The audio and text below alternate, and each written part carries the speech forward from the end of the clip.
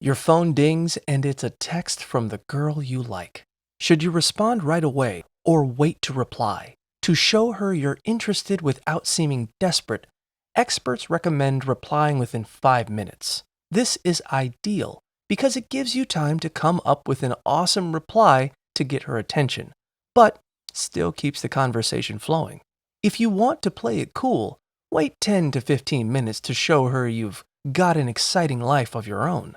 Put your phone on silent, grab a snack, and reply once you feel calm.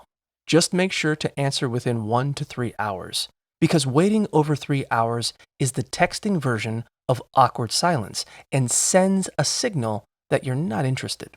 An easy rule of thumb is to simply mirror her response time and match her effort. If she's texting you back quickly, respond with the same enthusiasm and try to reply with just one message at a time so she won't feel overwhelmed.